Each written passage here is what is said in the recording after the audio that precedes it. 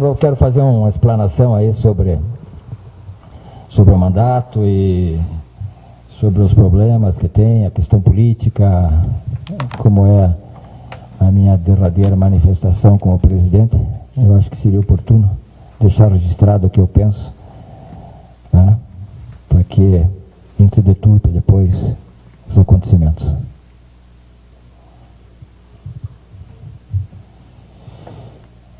Eu vou falar a respeito, inicialmente, das eleições. Eu acho que o atleticano tem uma oportunidade rara, o atleticano, seus 8, 9 mil sócios que vão votar, de exercer a democracia na sua plenitude. E dar aí um passo fundamental no caminho da seriedade do clube.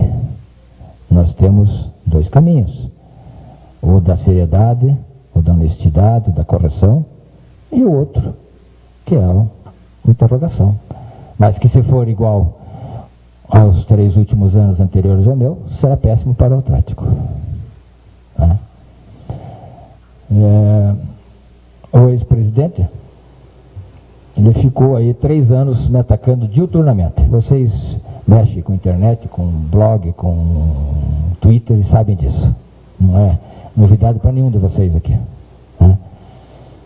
Eu não mexo com isso, não acompanho, não gosto disso, acho um atraso, já disse outro dia, acho uma cloaca de ressentimentos, de invejas, de mal-estar.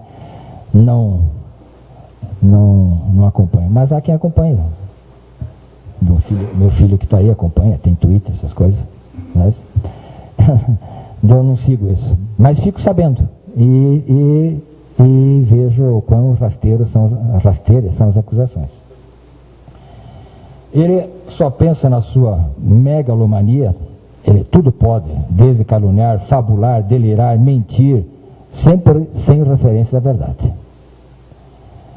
Ele é inviável do ponto de vista psicológico, com uma posição discursiva totalmente diferente da minha, com um raciocínio rasteiro e uma assumida posição demagógica populista. Nós estamos vendo agora na campanha. Reunir-se com os fanáticos, depois de tudo que aconteceu entre eles, depois do que os fanáticos falavam para ele, do que ele falava para os fanáticos, e eu vou mostrar aqui para vocês o que ele falava.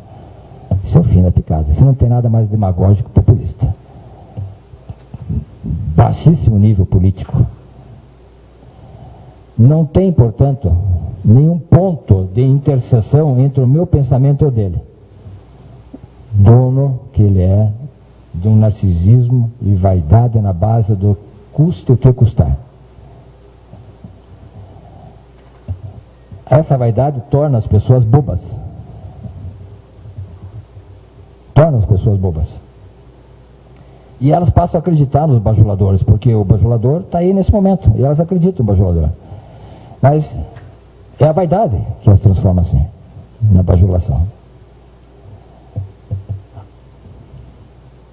Eu diria que aqui falta, naquela fábula de Fontaine, do menininho que aparece e diz que o Ney está nu. Está faltando esse menininho aqui, para mostrar que esse pretenso rei está nu. Todo mundo acredita que ele está com a veste de ouro, com o botão de ouro, como diz a fábula, mas ele está nu. Mas ninguém diz que ele está nu, porque tem medo de dizer que está nu por causa da repressão que sofrerá em seguida. Há de aparecer alguém aí para dizer que o rei está nu. Vocês da imprensa podem dizer que o rei está nu.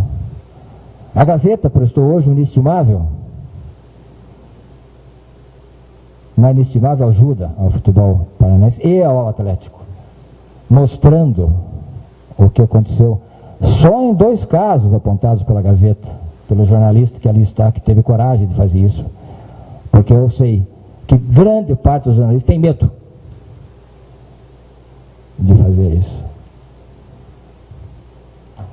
E eu sei, eu conheço jornalista que tem medo, eu conheço cronista esportivo que tem medo de citar o nome dele, porque já sofreu ação de indenização de danos morais. Mas o jornalista verdadeiro não tem, ele enfrenta a verdade. E vocês deveriam fazer isso.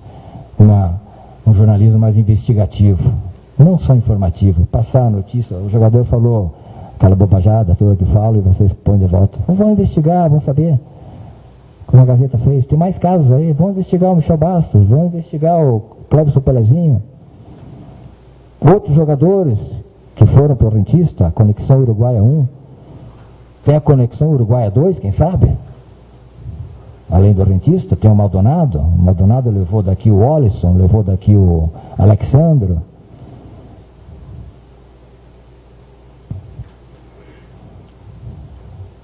Não tenham medo da verdade. Vocês têm a lei para proteger o que vocês falam.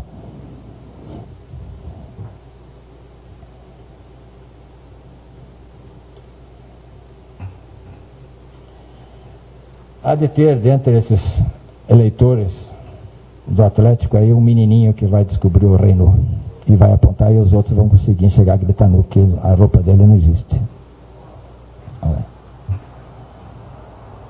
Parece até que a gente tem memória curta. Nós já esquecemos do episódio, por exemplo, do Ives Mendes. O episódio do Ives Mendes, que está aí, tem pouco mais de 10 anos. A pessoa envolvida foi eliminada por corrupção. Ninguém fala. Foi eliminada por corrupção. Eliminada do futebol. Conseguiu, 2 anos depois, a revisão da pena, que não o absolveu. A revisão da pena levou a uma suspensão de 1 ano, também por corrupção. Então, ele fica batendo no peito que ele foi absolvido. Ele não foi absolvido. A pena dele foi revista. Saiu da eliminação, que era a pena máxima, e foi para a suspensão de 1 ano, que já estava cumprida quando assim decidiu o STJD. Quando ele reviu a pena de eliminação para 1 ano, já estava cumprida, mas ele foi punido. Aqui a certidão do Tribunal de Justiça Esportiva do Rio de Janeiro, do dia 11 de setembro de 98. Sessão realizada no dia 10 de setembro de 98, decidiu o tribunal por maioria, porque tinha gente que queria manter a eliminação, por maioria, faça o disposto no artigo tal, prover parcialmente, a fim de desclassificar a infração do artigo 288.1 para o artigo 284, ambos do CBDF, que é o Código Brasileiro Disciplinar de Futebol, e aplicar ao recorrente a pena de 1 ano de suspensão. Não foi absolvido. 1 ano de suspensão, dando-a por extinta devido ao seu cumprimento, porque já tinha se passado 1 ano. Então, essa pessoa não foi, é punido por corrupção. Mas está de volta aí. Está correndo o risco de voltar a ser o dono do clube.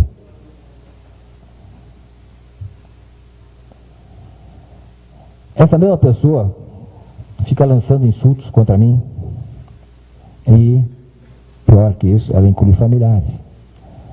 Ela fala do meu irmão, nessa questão que se abordou há pouco, absurda, do Nacional do Mauro Garcia, que o Atlético teria, Atlético não, o presidente teria superfaturado a venda para cobrir uma dívida, umas coisas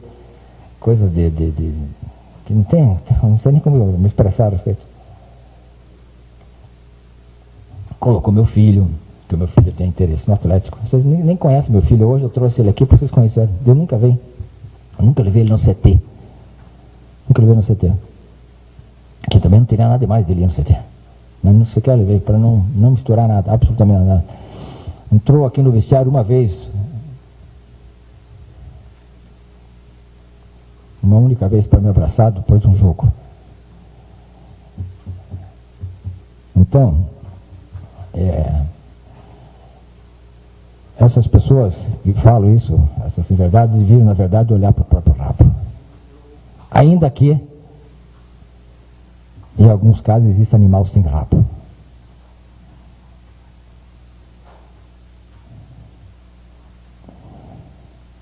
Eu já disse para vocês, e vou repetir, eu nunca negociei um jogador com meu irmão, com o Sérgio.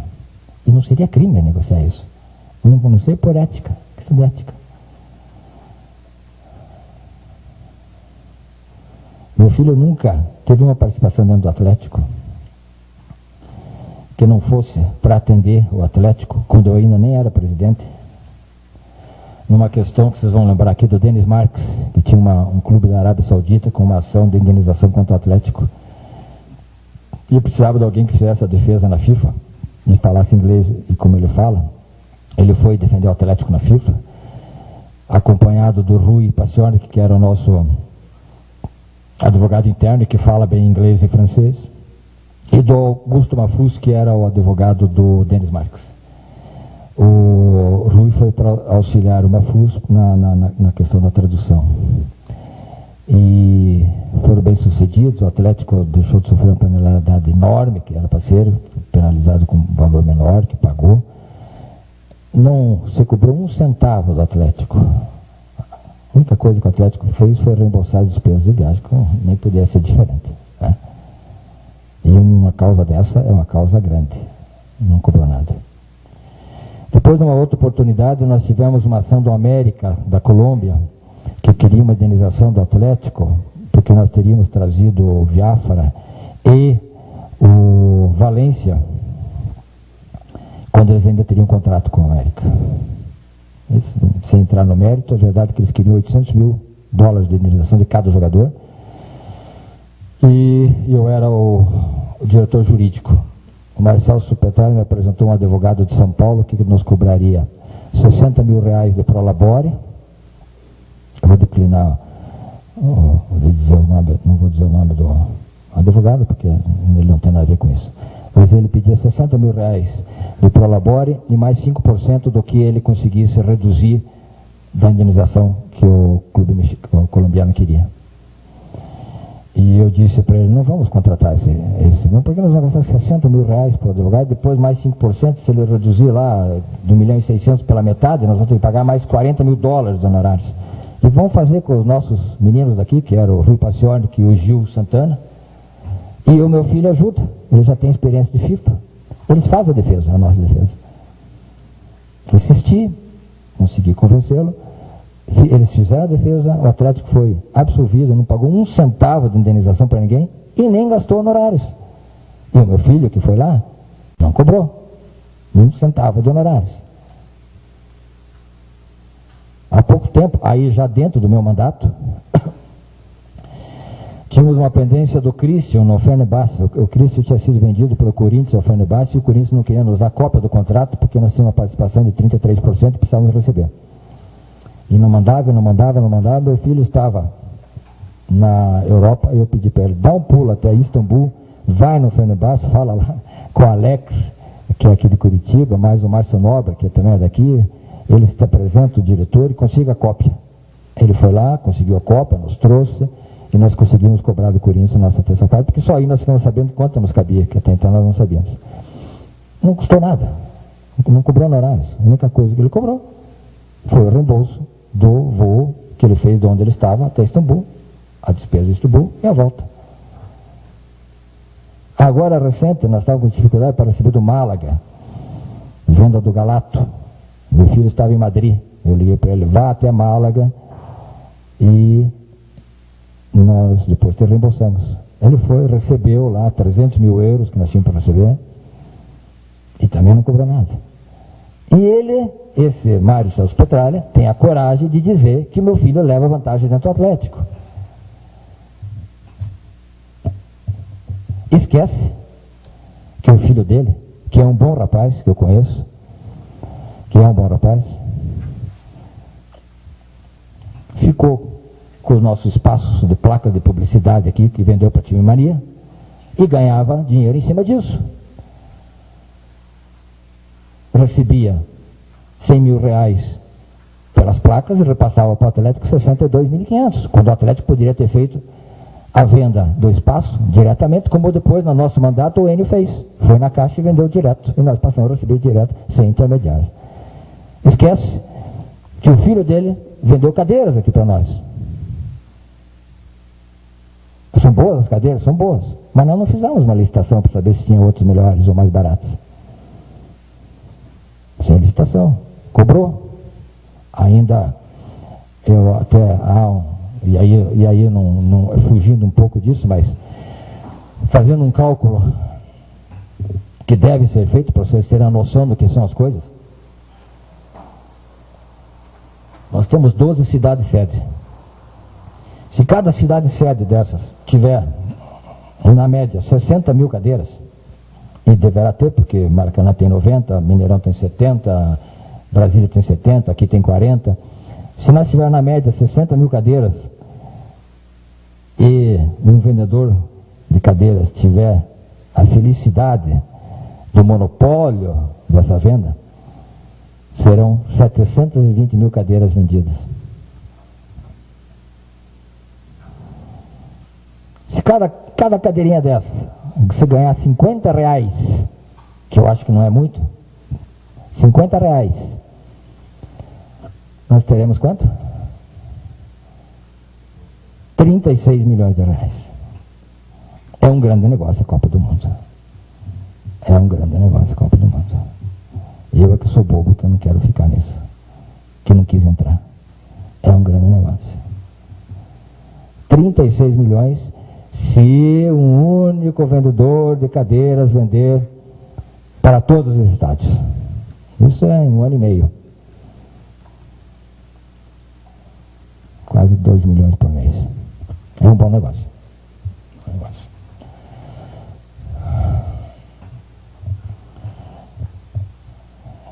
Esse mesmo ex-dirigente tinha, até eu entrar aqui, a esposa que prestava consultas psicológicas aos nossos jogadores da base. Nada demais. Os jogadores da base precisam ter um acompanhamento psicológico. E tem. Mas não houve licitação nenhuma para que a esposa do presidente fosse essa prestadora de serviço. E nós pagávamos todo mês o recibo, a nota fiscal que ela apresentava, pela prestação de serviço de psicóloga aos nossos atletas da base, ao preço de mercado.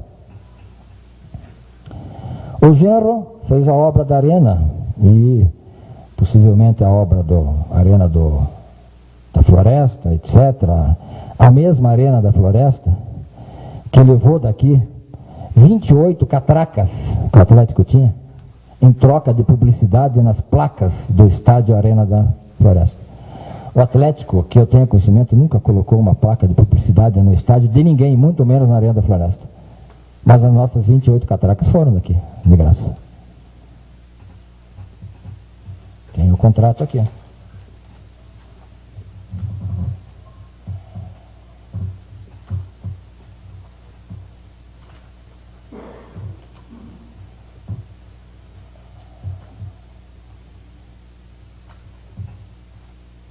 Posso apresentar para vocês depois, mas está aqui o contrato. Das 28 catracas que saíram daqui, absolutamente de graça. Nós nem sabíamos. Ficamos sabendo porque agora, no final do ano, ia vencer esse contrato e nos telefonaram da Secretaria dos Esportes para saber o que fariam com as catracas, se teriam que devolver, se continuava lá e se nós queríamos as placas de publicidade. Fica aí os catracas. Depois de 3 anos, como é que deve estar o estado dessas catracas? Nós substituímos todas aqui por modernas. Mas foi trocada por placas de publicidade. Quem usou a placa de publicidade no estádio Arena da Floresta, eu não sei. O Atlético não foi. Nós não temos nenhuma prova aqui que nós tivéssemos usado isso. Quem construiu foi o genro. O primo do ex-presidente é o responsável pelo projeto arquitetônico da obra, que custa alguns milhões de reais. Não houve licitação, para nós sabermos se a proposta dele era a melhor e a mais barata. Não teve licitação nenhuma. Ele foi contratado no exercício do mandato do ex-presidente e aí está, e nós estamos pagando. Agora ele pediu um reajuste de preço, de honorários, de R$1.600.000. Que disse a ele que ele vai ter que tratar a partir de janeiro com a nova diretoria. Eu não vou pagar. Quer dizer, eu não vou pagar, não. Eu não pago, quem paga é o Atlético. Eu não vou autorizar que o Atlético pague no meu mandato. Então não bastasse o filho, a mulher, o genro, o primo, a outra filha que ficou explorando a academia aqui da Arena por um bom tempo, sem renda para o Atlético. Ainda veio à tona, porque a própria pessoa envolvida noticiou no seu blog, no seu Twitter, não sei no que, uma relação de maior intimidade com o próprio funcionário do clube. Que ficamos nós sabendo, depois, publicamente, que havia um relacionamento, e essa funcionária aqui do clube era uma funcionária bem remunerada, que tinha direitos que outros não tiveram aqui dentro. Não sei se eu tenho aqui, mas se tiver...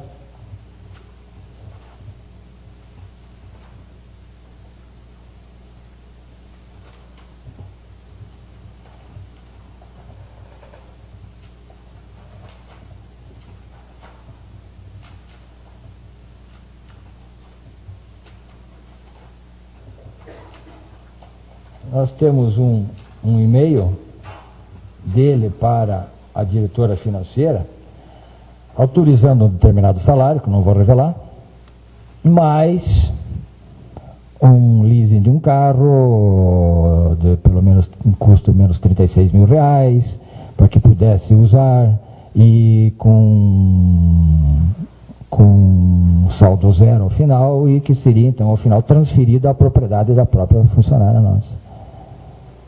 Que se fizesse um plano de saúde para ela, para os filhos. Isso tudo, às custas do Atlético. Ele tem parentes aqui, ele protegeu parentes, ele deu dinheiro, ele conseguiu fazer com que esses parentes ganhassem dinheiro nas costas do Atlético. Eu não tenho nada. E desafio alguém a mostrar que eu tenho.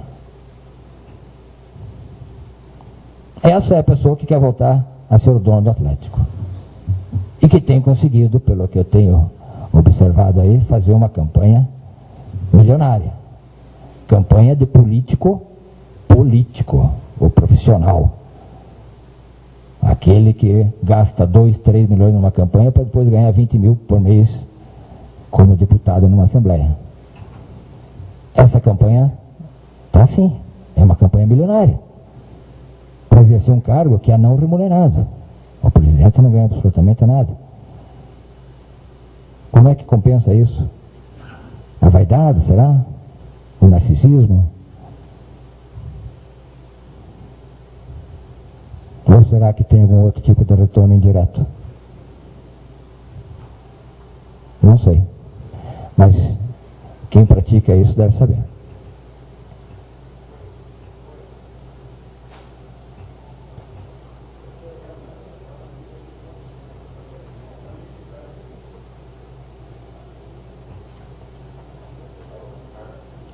Vamos deixar bem claro aqui que eu não estou colocando em xeque a capacidade profissional do filho empresário, da mulher psicóloga, da filha empresária, do primo arquiteto, profissional liberal, nada disso.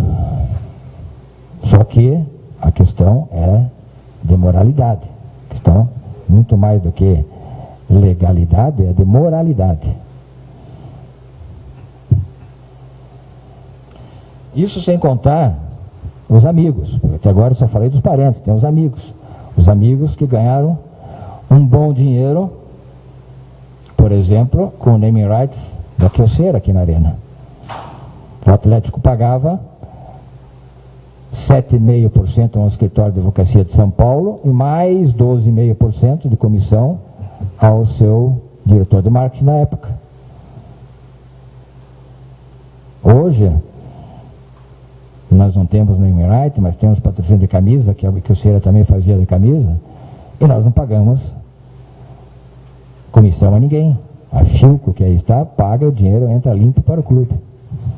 E nós tínhamos 7,5% de pedágio em São Paulo e mais 12,5% de pedágio aqui em Curitiba. E depois querem saber por que o Atlético estava deficitário, por que o Atlético deixou aquela dívida quando eu assumi. Acho que a resposta está aí. Mas esse homem quer votar. Está aí, é candidato. Vamos ver o que os nossos associados resolve, o que define, o que eles querem. Se é a volta dessa nuvem negra que fica, ou que ficou, que ficará, se é a volta desse autoritarismo, e vocês da imprensa vão sofrer, não tenho a menor dúvida, ou se quer a continuidade da forma limpa, clara, verdadeira, como o clube está sendo dirigido.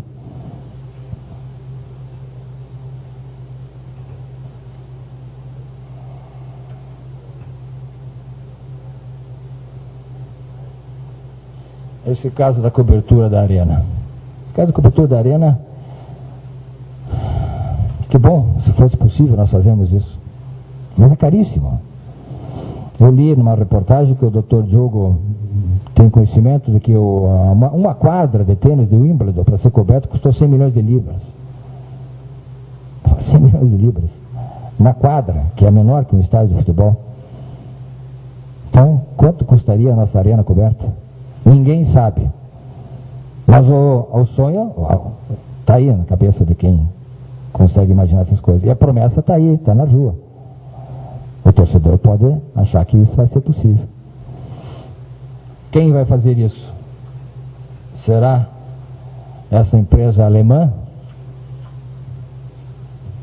que é especialista em cobertura de estádios, em estruturas de estádios, que só a parte estrutural aqui do Atlético nós temos que trocar toda, não é só a cobertura, as telhas que estão já com a vida útil vencida, mas todas as estruturas vão ter que custar. Isso custa 30 milhões de reais. Quem vai colocar isso aqui? Aqui tem uma empresa alemã, Max Burger International, que tem representante em Curitiba, no mesmo endereço da Cangu, vendedor de cadeiras, no mesmo endereço do ex-presidente, na rua Comendador Araújo, 510, conjunto 1701. Não sei se é essa empresa, mas é aqui nas propagandas internacionais que correm o mundo. Consórcio Brasil, coberturas, cadeiras, tudo a precinho barato. Atlético paga. Se vierem para cá, pode ser que venha outra empresa, que não seja essa. Vocês acompanharam hoje na tribuna o caso, por exemplo, do Lucas e do Alberto, que diz, a tribuna não, a Gazeta, mas ainda não mudou. Então diz lá a Gazeta, que favoreceu terceiros com lucro equivalente hoje a 69 milhões, que poderia ter reforçado a receita da Baixada. Lá no Conexão Uruguaia. É verdadeiro aquilo. Aquilo é a pura verdade. A Gazeta apurou, e apurou muito bem. E eu tenho cópia aqui dos contratos. Do Lucas chegando ao Atlético em 20 de abril de 98, do Lucas saindo 50% dele para o Clube Atlético Rentistas. Eu falei que chegou em abril de 98. Saindo para os Rentistas em agosto de 98, 4 meses depois, 50%. E depois o termo de cessão do Atlético para o Rentista dos outros 50%, porque quando ele chegou em abril de 98, o Atlético ficou com 100%. Em agosto, transferiu 50% para o Rentista pagou uma determinada importância e ficou com 50%. E depois, na hora de vender para o Rennes, da França, o Atlético vende para o Rentista em julho de 2000 por 7 milhões e meio de dólares. Julho de 2000. E o jogador, em seguida, vai para os Rentistas por 21 milhões de dólares. E aí, o senhor Mário Celso Petralha coloca no site, acho, dele, Cap Gigante, se não me engano, os grandes feitos dele no Atlético. como por exemplo o campeão brasileiro de 2001, que ele não foi, o presidente era o Marcos Coelho, eu do Conselho Deliberativo era o Guido Bueno, mas ele diz aqui que é o presidente campeão, ele foi o campeão. Ele coloca simplesmente que em 2000 o Atlético entra para o Clube dos 13. Em campo é campeão paranaense, faz boa campeão na Libertadores. O atacante Lucas é vendido por 20 milhões de dólares para o Rennes, na segunda maior venda de um jogador brasileiro para o exterior. Esse dia não entrou no Atlético. O Atlético entrou 7 milhões e meio. Outro 7,5 devia ser do rentista, são 15. Para 20, tem 5 aí que está faltando. Essa é a conexão uruguaia que a Gazeta fala. E os sites noticiaram na época, Lucas, 21.400, que já subiu mais 1.400. Tem os Aceclas, que também tem o seu site, e colocam os feitos do Petralha, e tem um dos grandes feitos do Petralha, venda do Lucas no segundo semestre de 2000, foi vendido pelo Reino da França, o valor da negociação, 21 milhões de dólares, é mais do que o 20 anunciado pelo próprio Petralha. 21 milhões de dólares, foi a maior transação da história do futebol paranaense. E a segunda maior, foi a maior transação da história do futebol uruguaio. O futebol paranaense vendeu por 7,5. Aí a Gazeta vai entrevistá-lo e ele diz, fale com a diretora financeira do Atlético. Eu não tenho que falar. E a diretora financeira do Atlético não tem que falar porque ela participou da venda até o rentista. Dali para frente, a conexão é Uruguai-Europa, Uruguai-França. E quem tem que prestar conta é ele, porque ele foi levar o jogador para a França, ele acompanhou o seu Figueiredo. E aí vem aquela história que eu digo, de não querer, de me ameaçar, que eu tenho um negócio com o Figueiredo, coisa que vale, para eu não me aproximar do Figueiredo, para que o Figueiredo não me conte essas coisas todas. Porque ele brigou com o Figueiredo depois, na transação do Cleberson. E vocês noticiaram, a Gazeta noticiou, que o Cleberson saiu daqui com o Figueiredo como empresário, chegaram na Inglaterra, diz que por sugestão do Manchester outro empresário foi colocado, um português, e ficou com a comissão. E aí eles brigaram. E o Sr. Figueiredo brigou com o Sr. Petralha. Dinheiro, muito dinheiro dá nisso. É melhor ter pouco. Então, isso está aqui. Ó. Se alguém quiser ver, está aqui comigo. Mas essa conexão uruguaia, eu já disse para vocês e vou sugerir que façam uma investigação e partam para a conexão uruguaia 2. Vamos ver como é que foi.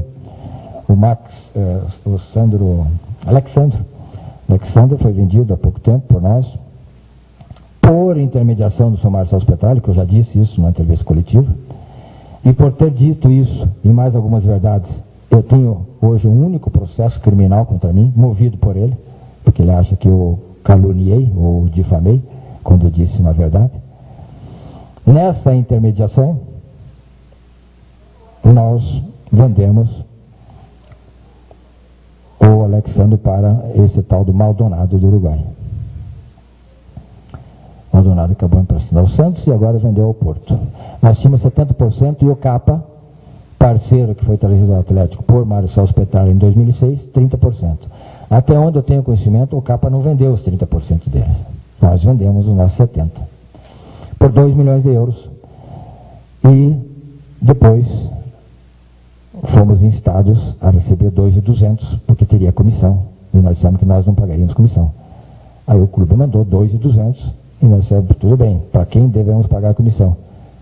E o senhor Mário Celso disse, o senhor paga a comissão 130 mil euros para a empresa do Carlinhos Sabiá, que é ligado ao Gustavo Arribas, dono do Maldonado, e mais 70 mil para o senhor Alexandre Rocha, que é ligado ao senhor Mário Celso Petralha. Então, é assim que o clube era tratado. Será que nós queremos que seja novamente tratado assim? Que volte essa nuvem escura? Eu não consigo me calar diante disso tudo, sabe? Essa possibilidade é muito triste.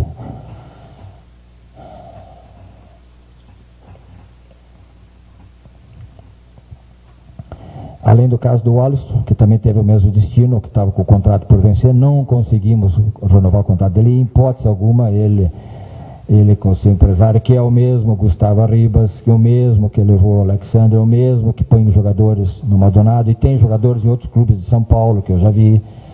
Ainda esses dias eu vi que tinha um jogador, não sei que clube, que estava indo embora, que pertence ao Maldonado, tem jogadores no Santos. Clubes que se sujeitam a isso. Nós, não, nesses 3 anos, não temos um jogador sequer de investidor, de empresário. Tudo aqui, nós, Atlético, que trouxemos. Podemos cometer erros, podemos pagar às vezes além, podemos pagar, mas só pagamos porque temos condição de pagar. Se está errado, o futuro é que vai nos dizer. Mas o que eu queria dizer para vocês é que vocês também podem investigar a questão do Michel Bastos. Michel Bastos veio para o Atlético em 2004, se eu não me engano, na venda do Jean, lateral esquerdo, Jean Todé.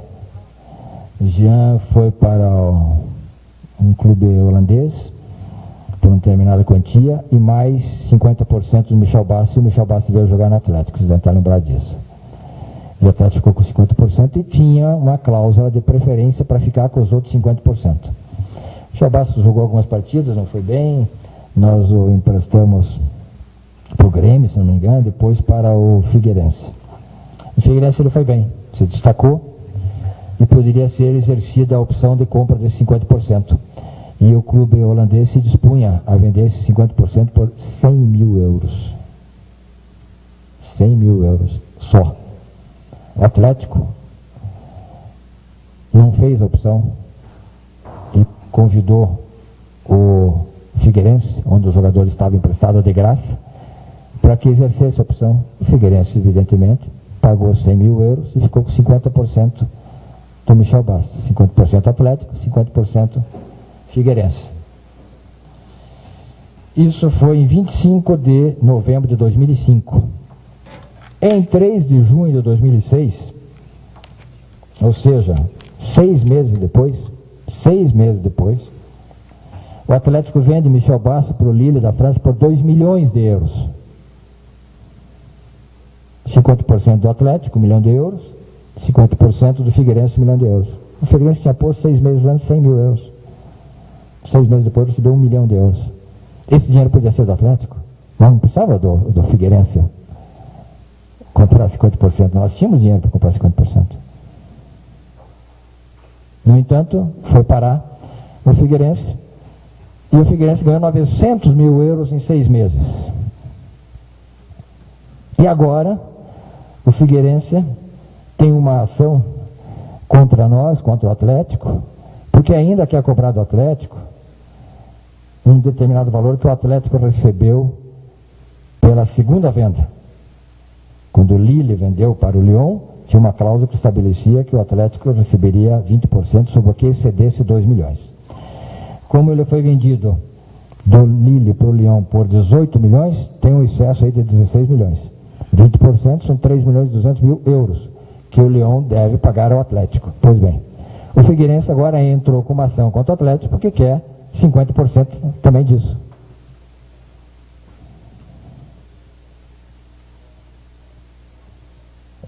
Não tem nada a ver uma coisa com outra, mas só a título de informação, o advogado do Figueirense é o escritório de Giovanni Genedes, ex-presidente de Curitiba. E eu fiz um contato com o presidente do Figueirense para saber como é que a gente poderia fazer com isso, porque eu entendo que legalmente isso não é devido. O Figueirense já recebeu o que tinha que receber lá atrás, não tem nada que receber, esse excedente é uma coisa do Atlético com o Lille. Mas a verdade é que o presidente do Figueirense me disse, mas eu não sei de nada de crédito que nós tenhamos com o Atlético. Eu vou me informar. Informou-se e me deu um retorno dias depois para dizer que, na verdade, não é o Figueirense que é o credor. Eles tinham lá um Figueirense Participações S.A., que é quem fazia essas transações de jogadores. Então, o credor é o Figueirense Participações S.A., que é uma empresa do senhor Paulo Prisco Viana. Paulo Prisco Viana,